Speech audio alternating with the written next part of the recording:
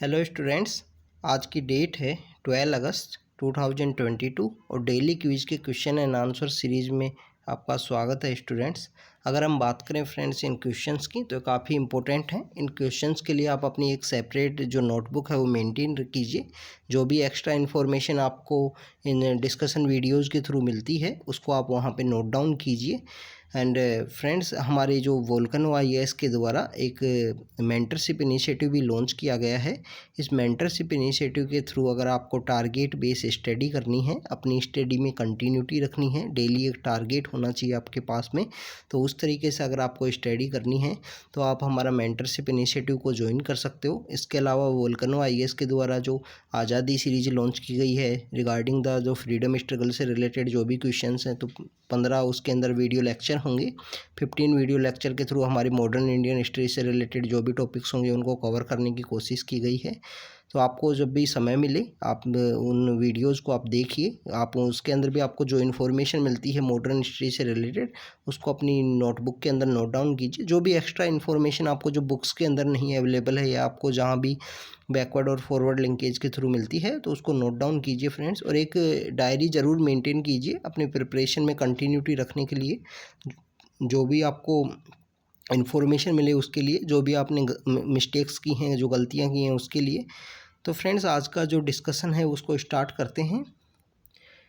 अगर हम बात करें फर्स्ट क्वेश्चन की, तो फर्स्ट क्वेश्चन में पूछा है कि इनमें से कौन से जो सेंट हैं, कौन से ऐसे जो संत हैं हमारे भारतीय समाज के जिन्होंने भगत माल नाम का जो बुक है उसको लिखा था। तो फ्रेंड्स, यहाँ पे ये क्वेश्चन न्यूज़ के अंदर था लास्ट 1 ईयर के अंदर में, और इनके बारे में आपको पता होना चाहिए क्योंकि इनके ये जो सेंट हैं इनकी जो बर्थ एनिवर्सरी है उसको पंजाब जो गवर्नमेंट के द्वारा हॉलीडे डिक्लेयर किया गया था। तो इस वजह से भी ये न्यूज़ के अंदर में था। अगर हम राइट आंसर की बात करें तो गुरु नाभादास जी यहाँ पे राइट आंसर होगा इसका। तो भगत माल की रचना की थी उन्होंने। अगर हम गुरु नाभादास जी की बात करें तो गुरु नाभादास जी का जो जन्म था 1537 के समय में। 1537 के समय में अगर मैं आपसे पूछूं कि इस समय में क्या मुग़ल जो एम्पायर था उसका इस्टेब्लिशमेंट इंडिया के अंदर हो गया था, तो फ्रेंड्स 1526 के अंदर में 1526 के समय में इंडिया में बेसिकली पानीपत की लड़ाई होती है। तो पानीपत का फर्स्ट बैटल ऑफ पानीपत होता है। तो यहाँ पे जो बाबर हैं वो मुग़ल डायनेस्टी को इस्टेब्लिश कर चुके थे। तो 1537 के समय इनका बर्थ होता है। इनका जो बर्थ है वो जो गोदावरी रिवर है, गोदावरी रिवर कहाँ फ़्लो करती है, हमारा जो सेंट्रल इंडिया का पार्ट है वहाँ फ़्लो करती है। तो एक विलेज है, भद्राचलम विलेज है जो गोदावरी नदी के किनारे पे बसा हुआ है। प्रजेंट समय में जो तेलंगाना जो स्टेट है वहाँ पे इनका बर्थ हुआ था। और ये महासा जो कास्ट है, जो सेक्शन है, वहाँ से बिलोंग किया करते थे, जो बेसिकली शेड्यूल कास्ट के अंदर एक कम्युनिटी के रूप में आती है महासा। कभी कभी पूछ लिया जाता है, जैसे एक बार 2016 के अंदर प्रीलिम्स के एग्ज़ाम के अंदर पूछा गया था कि बंजारा जो हैं बेसिकली कौन हुआ करते हैं, ट्रेडर्स हुआ करते हैं। ये आपको राजस्थान एंड गुजरात के अंदर अगर आप देखोगे तो राजस्थान एंड गुजरात के अंदर जो माइग्रेट करते हुए ट्रेडर्स होते हैं जो कुछ ना कुछ डेली पर्पस से रिलेटेड आपको सामान बेचते हुए मिलेंगे रूरल एरियाज़ के अंदर एंड अर्बन एरियाज़ के अंदर भी। तो ऐसे इस टाइप से कुछ क्वेश्चन जो कम्युनिटी बेस, ट्राइब बेस ऐसे क्वेश्चन पूछ लिए जाते हैं यूपीएससी के द्वारा, तो उनके बारे में हमको पता होना चाहिए। तो जो गुरु नाभादास जी के द्वारा भगत माल की रचना की गई, और ये अगर फ्रेंड्स उस सेक्शन से बिलोंग करते हैं तो उन्होंने अपलिफ्टमेंट के लिए काम किया होगा। अगर ये मार्जिनल सेक्शन से बिलोंग करते हैं तो इन्होंने ज़रूर जो अपलिफ्टमेंट के लिए जो हमारे जितने भी संत हैं जिन्होंने काम किया है, तो नाभादास जी के द्वारा भगत मल जो है उसको लिखा गया। और इसके अंदर बहुत सारे जो सेंट्स हैं उनकी लाइफ हिस्ट्री से बारे में इनमें इस बुक के अंदर मेंशन किया गया है फ्रेंड्स। तो फ्रेंड्स, नेक्स्ट क्वेश्चन की तरफ हम चलते हैं। नेक्स्ट क्वेश्चन की अगर बात करें, business responsibility and sustainability report के बारे में यहाँ पे क्वेश्चन है कि बिजनेस रिस्पॉन्सिबिलिटी एंड सस्टेनेबिलिटी जो रिपोर्ट है वो किन के द्वारा है जो बेसिकली पब्लिश की जाती है। तो ऐसे रिपोर्ट्स के बारे में क्वेश्चन यूपीएससी के द्वारा हर 1-2 साल के अंदर पूछे जाते हैं। जैसे एक रिपोर्ट थी वर्ल्ड बैंक की, ईज ऑफ डूइंग बिजनेस। तो ईज ऑफ डूइंग बिजनेस जो रिपोर्ट थी, उससे रिपोर्ट में इंडिया का भी टारगेट था कि इंडिया को टॉप 50 के अंदर शामिल होना है नेक्स्ट कुछ ईयर्स के अंदर में। वो वर्ल्ड बैंक के द्वारा पब्लिश की जाती थी फ्रेंड्स, वर्ल्ड बैंक के द्वारा। तो इसके कुछ कंपोनेंट्स हुआ करते थे, तो इन कंपोनेंट्स से रिलेटेड 2019 के अंदर क्वेश्चन आया था। तो आपको पता होना चाहिए। अभी प्रेजेंटली जो ईज ऑफ डूइंग बिजनेस जो रिपोर्ट है, उसको वर्ल्ड बैंक ने उसको क्लोज कर दिया है। उसको उसकी जो रैंकिंग की वजह से उनको कुछ डाउट था, तो उन्होंने उस अभी रिपोर्ट को पब्लिश नहीं कर रहे हैं। अगर हम बात करें बिजनेस रिस्पॉन्सिबिलिटी एंड सस्टेनेबिलिटी जो रिपोर्ट है, एक फैक्चुअल ऐसे जो क्वेश्चंस होते हैं फैक्चुअल होते हैं कि कौन पब्लिश करता है, आपको करेक्टली याद होना चाहिए। तो यहाँ पे अगर आंसर की बात करें तो सेबी यहाँ पे राइट आंसर है। तो security and exchange board of India है, उसके द्वारा ये रिपोर्ट है, इसको पब्लिश किया जाता है। और ये जो बिजनेस रिस्पॉन्सिबिलिटी रिपोर्ट जो थी, PRR नाम से एक रिपोर्ट हुआ करती थी, उस रिपोर्ट को रिप्लेस कर दिया गया है इस रिपोर्ट के द्वारा। बिजनेस रिस्पॉन्सिबिलिटी जो रिपोर्टिंग नाम का एक इनका रिपोर्ट हुआ करता था सेबी का पहले, उस रिपोर्ट को इसके द्वारा रिप्लेस कर दिया गया है फ्रेंड्स। इसके अलावा अगर हम बात करें, business responsibility and sustainability report है, एक स्टैंडर्डाइज रिपोर्टिंग फॉर्मेट है जिसके थ्रू बेसलाइन एक ड्रॉ की गई है, कंपैरिजन क्रिएट किया जाएगा एनवायरनमेंट, सोशल एंड गवर्नेंस के जो गोल्स हैं उनके बीच में। तो ये basically friends business responsibility and sustainability report है, जिस रिपोर्ट को पब्लिश किया जाता है हमारे सेबी के द्वारा में, security exchange and board of India. Security exchange और बोर्ड ऑफ इंडिया के जो ईयर की बात करें तो 1992 के अंदर इसको स्टैट्यूटरी स्टेटस दिया गया, जिस समय में स्कैम्स, बहुत सारे स्कैम्स निकल के आ रहे थे इंडिया के अंदर में। 1992 स्कैम से रिलेटेड एक वेब सीरीज भी है, तो आपको अगर समय मिले तो आपको देखना चाहिए। उस टाइम जो स्कैम्स होते हैं उनके बारे में वो काफ़ी कुछ बताया गया है कि कैसे उस टाइम में जो ऑनलाइन मार्केटिंग सिस्टम नहीं हुआ करता था और किस तरीके से जो स्कैम्स है वो चल रहे थे। चाहे इनसाइड ट्रेडिंग की बात की गई है, जो एक हमारे इकोनॉमी का कॉन्सेप्ट है। जब इकोनॉमी रीड करेंगे, जब आपको इसकी जानकारी मिलेगी कि इनसाइड ट्रेडिंग भी होती है, उन सब चीज़ों को जो रेस्ट्रिक्ट किया गया था सेबी के द्वारा। तो फ्रेंड्स यहाँ पे जो आंसर है वो बी है। नेक्स्ट क्वेश्चन की तरफ हम चलते हैं। नेक्स्ट क्वेश्चन की अगर बात करें तो नेक्स्ट क्वेश्चन सन टेम्पल जो कोणार्क, जो अगर हम बात करें कि उड़ीसा है, वहाँ का जो मंदिर है कोणार्क, तो उससे रिलेटेड एक क्वेश्चन है। अभी कोणार्क का जो मंदिर था वो इस वजह से भी न्यूज़ में था कि वहाँ पे जो सैंड उसके जगमोहन में जो मंडप के ऊपर जो फिल की गई है, उसको रिमूव करने से रिलेटेड न्यूज़ के अंदर था। उसकी वहाँ पे जो सैंड थी उसको कुछ उसके जो डिज़ाइन के अंदर में कुछ चेंज करने से रिलेटेड था। वहाँ पे जो उसका धस रहा था जो मंडप था, उसकी वजह से भी न्यूज़ में था। तो अगर हम बात करें कोणार्क के सन मंदिर की, आपको वैसे बेसिकली जितने भी सन टेम्पल्स हैं इंडिया में उनके बारे में आपको पता होना चाहिए। जैसे अगर हम बात करें मोदेरा एक जगह है गुजरात के अंदर, वहाँ भी एक सन टेम्पल है। अगर हम बात करें कश्मीर तो मारथंडे सन टेम्पल है वहाँ पे। तो इस टाइप से जो भी सन टेम्पल्स हैं इंडिया के अंदर, उनके बारे में आप प्रिपेयर कीजिए। अगर आप जब भी आपको समय मिले तो मैप के ऊपर इन जो सन टेम्पल्स हैं इनको ड्रॉ कीजिए। मैप के ऊपर आप ड्रॉ करोगे तो आपको ओरिजिनलिटी पे जो पता लगेगी कहाँ पे लोकेटेड है। कई बार ऐसे जो सन टेम्पल्स के क्वेश्चंस होते हैं उनसे ऐसे पूछ लिया जाता है, नॉर्थ टू साउथ मैच करो इसमें। नॉर्थ जो एरिया है, नॉर्थ जो डायरेक्शन है उसमें कौन सा है, साउथ में कौन सा है, तो नॉर्थ टू साउथ उसको मैच करवा लेंगे। तो इनके बारे में आपको पता होना चाहिए। बेसिकली ये पता होना चाहिए कंस्ट्रक्ट किसने किया, कहाँ पे किया, कौन से समय में किया। तो अगर हम बात करें कोणार्क के सन मंदिर की, कोणार्क का जो सन मंदिर है जो ईस्टर्न उड़ीसा है, उसमें एक सेक्रेड सिटी है पुरी की, वहाँ पे लोकेटेड है। इसको जो कंस्ट्रक्ट किया गया था, नरसिम्हा देवा नाम के एक किंग हुआ करते थे 13वीं शताब्दी के समय में, ईस्टर्न गंगा जो डायनेस्टी थी। फ्रेंड्स आप कमेंट सेक्शन के अंदर बताना, जो वेस्टर्न गंगा डायनेस्टी थी वो कहाँ पे रूल किया करती थी। क्या वो महाराष्ट्र के अंदर थी, क्या वो गुजरात के अंदर में थी, या वो कर्नाटका के अंदर में थी। और काफ़ी आपको जब आप एंशिएंट और मेडिवल हिस्ट्री का जो पार्ट है वो रीड करोगे तो आपको जानकारी मिलेगी कि वेस्टर्न गंगा डायनेस्टी भी हुआ करती थी जो रूल किया करती थी। काफ़ी छोटी एक डायनेस्टी थी वेस्टर्न गंगा डायनेस्टी। तो उसके बारे में आप बताना कि प्रेजेंट समय में कौन सा स्टेट है, कौन सा वो एरिया है जहाँ पे वो रूल किया करती थी। तो ईस्टर्न गंगा डायनेस्टी के ये किंग थे, किंग नरसिम्हा देवा। तो किंग नरसिम्हा देवा ने इस जो टेम्पल है, सन टेम्पल ऑफ कोणार्क है, इसको कंस्ट्रक्ट किया था।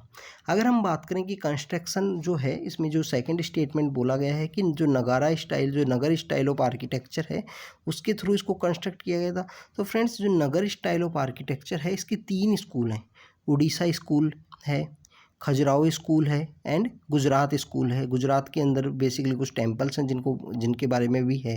तो इस टाइप से नगर स्टाइल ऑफ आर्किटेक्चर के 3 बेसिक स्कूल्स हैं, जिसमें अगर हम बात करें कि अगर हम बात करें Orissa school of Nagar style of architecture की बात करें, तो इसके अंदर जो इंटीरियर वॉल्स होती हैं वो प्लेन्स होती हैं, बाहर की वॉल लेविसली डेकोरेटेड होती हैं, कोई पिलर नहीं होता है। तो ऐसे कुछ कुछ पॉइंट्स हैं जो आपको पता होना चाहिए, कंपैरिजन आपको पता होना चाहिए। जैसे टेम्पल का जो आर्किटेक्चर है, इससे रिलेटेड 2019 में क्वेश्चन था कि कौन से टेम्पल के अंदर कल्याणा मंडपा जो है उस मेंशन है, तो विजयनगर से रिलेटेड जो टेम्पल्स हैं उनके अंदर मेंशन है। कल्याणा मंडपा बेसिकली जो डेविन मैरिज, जो भगवानों की जो शादी होती है उससे रिलेटेड एक मंडप होता है।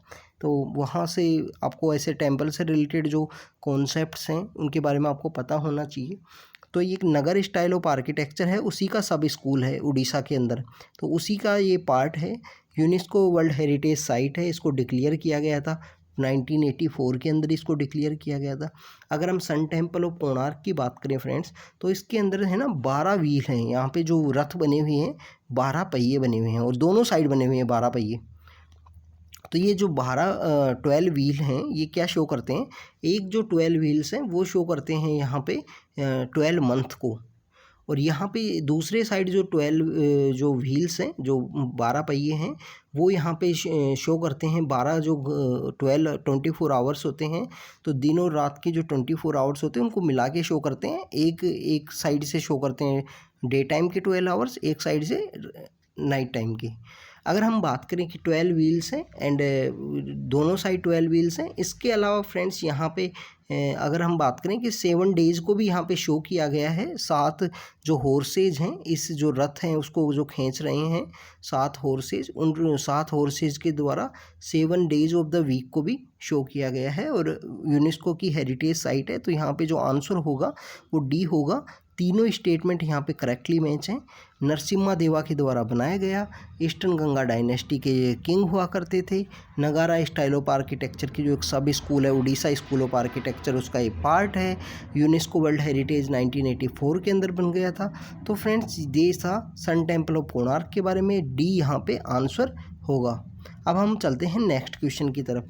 नेक्स्ट क्वेश्चन की अगर हम बात करें, नेक्स्ट क्वेश्चन है जो फ्रेंड्स, नेक्स्ट क्वेश्चन है चाइल्ड मैरिज एक्ट से रिलेटेड है। 1929 के अंदर जो एक्ट आया था चाइल्ड मैरिज के रिलेटेड, तो उस एक्ट से रिलेटेड है ये क्वेश्चन। इस क्वेश्चन के अंदर जो पहला स्टेटमेंट है उसके अंदर पूछा है इसको जो शारदा एक्ट बोला जाता है क्या। तो फ्रेंड्स जो 1929 में एक्ट आया उसको पॉपुलरली वे में शारदा एक्ट बोला जाता है, क्योंकि जो इसके स्पॉन्सर थे, जो इस एक्ट को लेजिस्लेचर में जो स्पॉन्सर कर रहे थे, राय साहिबा हरबिलास शारदा उनका नाम था। राय साहिबा हरबिलास शारदा उनका नाम था, तो ये उनका नाम था। तो ब्रिटिश जो इंडिया का जो लेजिस्लेचर था राय साहिबा, तो वो यहाँ इसको स्पॉन्सर कर रहे थे। इस एक्ट को पास किया जाता है और इस एक्ट के अंदर में जो मैरिज एज है उसको इंक्रीज़ किया जाता है। जो गर्ल्स की जो मैरिज एज है उसको 14 कर दिया जाता है और बॉयज़ की जो मैरिज एज थी उसको कर दिया जाता है 18। प्रेजेंट समय में जो मैरिज एज है वो है 21, बॉयज़ की भी और गर्ल्स की भी। तो फ्रेंड्स इसके लिए 2020 के अंदर एक कमेटी बनती है। 2020 में जो कमेटी बनी थी उसका नाम था जया जेटली। जया जेटली नाम की कमेटी बनती है। जया जेटली कमेटी जो गर्ल्स की जो मैरिज एज है जिसको इंक्रीज़ किया गया है, वहाँ जो 18 से बढ़ा के 21 किया गया है प्रेजेंट समय में, तो वो जो कमेटी जो बनी थी वो जया जेटली नाम से कमेटी थी। आपको कमेटी के बारे में पता होना चाहिए, क्योंकि आप आंसर के अंदर कोट कर सकते हो जब भी अगर जेंडर गैप से रिलेटेड या महिलाओं से रिलेटेड कोई भी क्वेश्चन है जिसमें ऐसा कोई पूछा गया है तो आप वहाँ पे कोट कर सकते हो इसके अंदर में।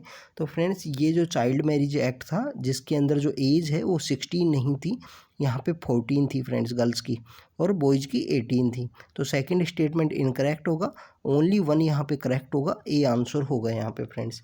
तो अब हम चलते हैं नेक्स्ट क्वेश्चन की तरफ में। नेक्स्ट क्वेश्चन की अगर हम बात करें, नेक्स्ट क्वेश्चन के अंदर फ्रेंड्स यहाँ पूछा गया है जो फीजन मोड ऑफ रिप्रोडक्शन है उसके बारे में पूछा गया है कि इनमें से जो कौन सा है जिसके अंदर जो फीजन मोड ऑफ रिप्रोडक्शन होता है। बैक्टीरिया है, वायरस है एंड प्रोटोजोआ है। अगर हम फ्रेंड्स बात करें वायरस की, तो वायरस के अंदर बेसिकली जो ऑर्गेनेलीज हैं वो नहीं हुआ करते हैं प्रेजेंट, वो जो नेसेसरी हैं रिप्रोडक्शन के लिए फॉर वायरल कंपोनेंट्स के लिए। और ये रेयरली जो है जो रिलाई करता है, जो वायरस है वो रिलाई करता है जो भी होस्ट सेल होती है रिप्रोडक्शन के लिए, उनके ऊपर में बेसिकली रिलाई करता है वायरस यहाँ पे। तो यहाँ वायरस तो basically fission mode of reproduction का पार्ट नहीं होगा। अगर हम बात करें फीजन मोड ऑफ रिप्रोडक्शन क्या होती है friends, fission mode of reproduction एक रिप्रोडक्शन का प्रोसेस है जिसके अंदर डिवीजन ऑफ ऑर्गेनिज्म होता है। सेल जो है उसका बेसिकली 1 सेल से 2 सेल्स के अंदर जो डिवाइड होगा उसको basically fission mode of reproduction बोला गया है। और रीजनरेट होगा each part into a new organism, और न्यू सेल के अंदर जो जनरेट होगा तो इसको फीजन मोड ऑफ रिप्रोडक्शन बोला गया है। तो यहाँ पे 1 और 3 यहाँ पे जो राइट आंसर होगा, तो हम यहाँ करेक्ट आंसर की अगर बात करें तो बी यहाँ पे करेक्ट आंसर होगा फ्रेंड्स। तो फ्रेंड्स ये हमारा डिस्कशन था क्विज का। अगर आपको ये वीडियो सही लगता है, अगर आपको यहाँ पे जो भी कोई टॉपिक्स हैं वो अंडरस्टैंड करने में आपको अच्छा लगता है, तो आप इस वीडियो को अपने फ्रेंड्स के साथ शेयर कीजिए जो यूपीएससी की प्रिपरेशन कर रहे हैं। और फ्रेंड्स जो भी इन्फॉर्मेशन आपको मिलती है अपनी नोटबुक के अंदर नोट डाउन कीजिए, काफ़ी इम्पोर्टेंट है एक सीरियस यूपीएससी एस्पिरेंट्स के लिए एक प्रॉपर नोटबुक मेंटेन करना, जो भी इन्फॉर्मेशन है उसको लिखना। अगर आपको 23 के एग्ज़ाम में अच्छी परफॉर्मेंस करनी है तो ऐसा ना सोचिए कि हम कल करेंगे या नेक्स्ट मंथ से करेंगे, जो भी करना है अभी से स्टार्ट कीजिए। तो friends thank you very much.